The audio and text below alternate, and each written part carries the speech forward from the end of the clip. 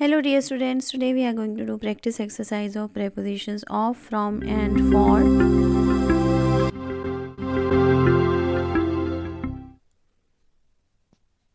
Fill in the blanks with of, from और for. अभी आपके सामने कुछ सेंटेंसेस आने वाले हैं जिनमें कि आपने इन तीनों प्रेपोजिशंस में से कोई एक यूज़ करनी होगी। तो चलिए देखते हैं first sentence, translate the passage dash Hindi to English. तो यहाँ पर आपने क्या लिखना है, यहाँ पर आपने लिखना है फ्रॉम। इस सेंटेंस का मीनिंग है इस पैसेज को हिंदी से इंग्लिश में ट्रांसलेट करो। ओके इस पैसेज को नहीं, यहाँ पर आपने सिर्फ लिखना है द पैसेज लिखा हुआ है ना। अगर दिस पैसेज होता तब आप कहते कि इस पैसेज को, लेकिन यहाँ पर है द पैसेज। ओके तो इसका मीनिंग है पैसेज को हिंदी से इंग्लिश में ट्रांसलेट करो। देखिए हिंदी से को आप बोलते हो फ्रॉम हिंदी। ओके तो जब भी आप इसे हिंदी में ट्रांसलेट करोगे फ्रॉम का मीनिंग होता है से। तो अब हम देखते हैं number 2, I need a dictionary dash English. तो यहाँ पर आपने क्या यूज़ करना है, ऑफ, फ्रॉम या फिर फॉर। यहाँ पर आपने लिखना है ऑफ। मुझे इंग्लिश की एक डिक्शनरी की ज़रूरत है। इंग्लिश की डिक्शनरी, देखिए जब आप इसे हिंदी में ट्रांसलेट करेंगे तो इसका मीनिंग होता है इंग्लिश की डिक्शनरी। ओके तो जब भी आप इस तरह का सेंटेंस बनाओ तब आपने वहाँ पर ऑफ ही लिखना होता है। So I hope this is also clear to you. मैंने ऑलरेडी इसके ऊपर वीडियोस बनाए हुए हैं कि हम ऑफ कहाँ पर लिखते हैं, कहाँ पर हम ऑफ, फ्रॉम या फिर फॉर लिखते हैं। इसके ऊपर ऑलरेडी मैंने वीडियोस बनाए हुए हैं जिन्हें आप देख सकते हैं।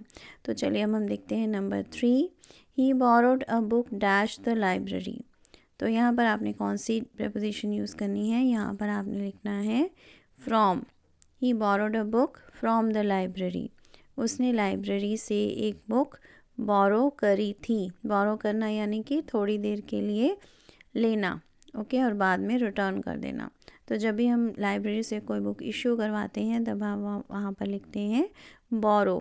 ओके उसने लाइब्रेरी से एक बुक बोरो करी थी। ओके सो देखिए यहाँ पर लाइब्रेरी से, जब आप लाइब्रेरी से लिखना चाहते हो तब आप वहाँ पर लिखते हो फ्रॉम द लाइब्रेरी। तो अब हम देखते हैं नंबर 4, फोर्थ सेंटेंस है, there were 2000 applicants dash the post. Applicants का मीनिंग होता है कि जिन्होंने पोस्ट के लिए अप्लाई किया होता है। कोई जॉब निकलती है, जब आप उसके लिए अप्लाई करते हो तब आप उसके एप्लीकेंट बन जाते हो। तो यहाँ पर आपने क्या लिखना है, यहाँ पर आपने लिखना है फॉर। ओके इस सेंटेंस का मीनिंग है कि पोस्ट के लिए 2000 एप्लीकेंट्स थे। पोस्ट के लिए, ओके तो के लिए जब आप जैसे आप इंग्लिश में ट्रांसलेट करना चाहते हो तो आप वहाँ पर लिखते हो फॉर। ओके फॉर को हिंदी हम कहते हैं के लिए। तो अब हम देखते हैं नंबर 5, फिफ्थ सेंटेंस है, she received a prize dash bravery. Okay तो अब आप यहाँ पर क्या लिखेंगे, यहाँ पर आपने लिखना है फॉर। ओके ब्रेवरी को हम कहते हैं बहादुरी।